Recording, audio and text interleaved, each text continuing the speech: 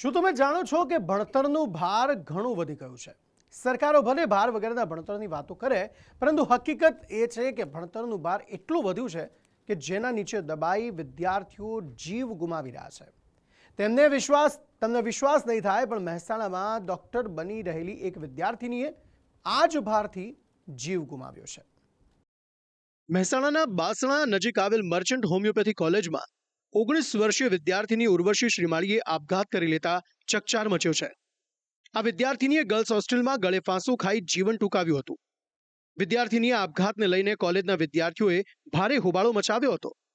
વાલી અને અન્ય વિદ્યાર્થીઓએ આરોપ લગાવ્યા છે કે ભણતરના ભારથી વિદ્યાર્થીનીનો જીવ ગયો છે.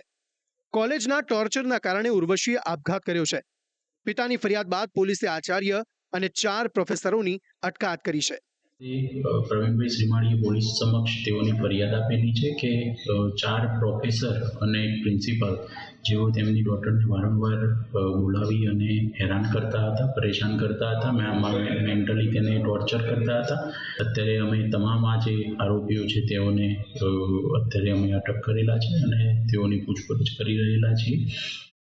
જોકે પોલીસ અટકાયત પહેલા કેમ્પસ છોડતા પહેલા પ્રોફેસરો અને આચાર્યએ અહીં માફી પણ માંગી હતી, જેઓ હવે હાથ જોડીને કહી રહ્યા છે કે અમે તો સારા તબીબ બનાવવા પ્રેશર આપતા હોઈશું.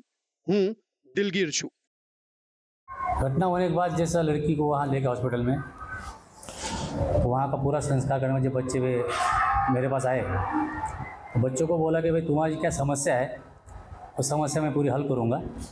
दूसरा, अगर कुछ गलती हो गई होगी तो मैं मेरे स्टाफ की तरफ से मैं माफ़ी मांगता हूँ आपसे, और आने वाले समय में ऐसी दुर्घटना न हो इसके लिए मैं पूरा अपना सहकार्य आपके साथ में रहेगा.